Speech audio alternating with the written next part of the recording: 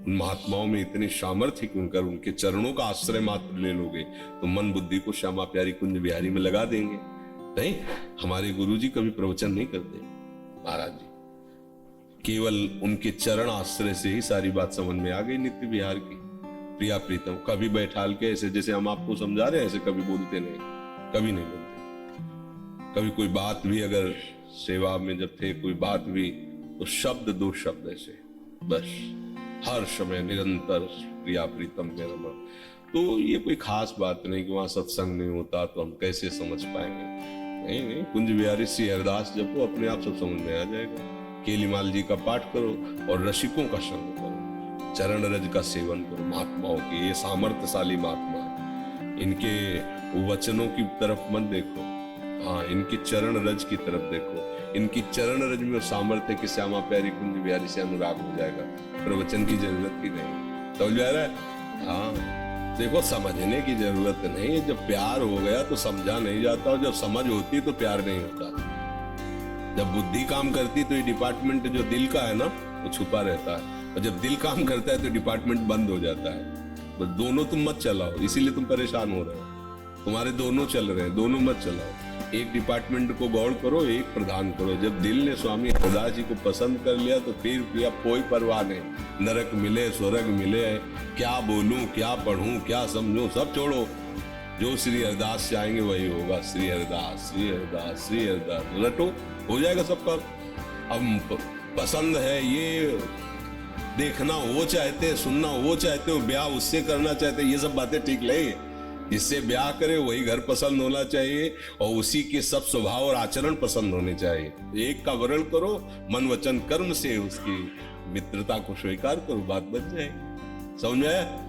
पूरे शरीर में पूरे शरीर का त्याग करना होता है यार। कुछ लोग ऐसे लेते लाली लिपस्टिक चोलियां लगता है, ये सब ड्रामा है। एक स्थिति परम हंसों की अंतिम भूमिका, ये जो सहचरी भाव है बड़े बड़े परम हंसों से भी अगोचर स्वरूप, जैसे ना दास शांत भाव, दास्य भाव, शक्य भाव, वात्सल्य भाव, गोपी भाव, सहचरी भाव, चरम अवस्था का है स्वरूप। ये देह भाव के चिंतन से थोड़ी होता है कि हम ऐसे नाम जप करो, मंत्र जप करो, सेवा करो, गुरु प्रसाद से धीरे धीरे जब देह भाव से ऊपर स्थिति, पांचों भूले देह सुध छठे भाव नारा, आगे आगे तब बढ़ती बढ़ती चली जाएगी। नाम जप करो, खूब भजन करो। पहली बात रखो कि शरीर के जो निषिद्ध भोग है उनको स्वीकार मत करो, और नाम जप करते हुए साधु सेवा, जैसे वृंदावन आए हो तो यहाँ पशु पक्षियों की कभी 10-20 रुपए के चने ही लेकर ऐसे बंद रूप डाल दोगे ना, बहुत बड़ी बात है।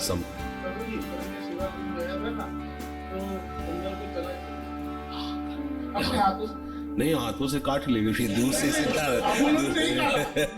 नहीं, कभी मान लो उनको गुस्सा आ गई तो काट लेंगे। तुम कहोगे कि बाबा ने शिक्षा दी थी इसलिए काट, दूर से ऐसे बता। हम इसलिए कहते हैं ना कि गृहस्थ हो, कुछ ऐसे सेवा कर दी और नाम जप करो, भजन। ये भाव सहचरी भाव ऐसे नहीं है कि हम ऊपर से सोए, ऊपर वाला नहीं। स्थूल शरीर, सूक्ष्म शरीर, कारण शरीर, तीनों शरीरों का त्यागी तब सहचरी भाव की तरफ प्रवेश पाता है। तुम समझते हो स्थूल शरीर को सहचरी भाव, स्थूल शरीर, सूक्ष्म शरीर, कारण शरीर, तब उसे भाव दे के, ये बहुत बड़ी अवस्था है। इसीलिए गुरु प्रसाद से आती है, ये ऐसे मनमानी आचरण करने से नहीं आते हैं। नाम जप करो, भजन करो।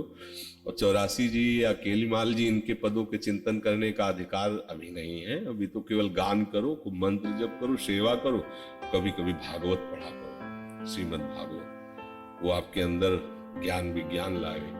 प्रथम सुने भागवत भगवत वाणी, गीता जी सुनो, भागवत सुनो, चतुरासी जी का गायन करो, चिंतन करने का अधिकार आगे चलकर स्वयं चतुरासी जी देती है, आचार्य देते हैं, तब वो बात समझ में आती है। अभी पुरुष शरीर में हम है, अभी गलत भावना बन सकती है। पहले जो हमारी आज्ञा आचार्यों की है वो माननी चाहिए। शरीर भाव पहले गलित होना चाहिए। अभी तुम पुरुष शरीर में, अगर कहीं ऐसी वैसी बात मन में अटक गई तो फिर गड़बड़ हो जाएगा। आराध्य देव के प्रति दोष दर्शन होने लगेगा।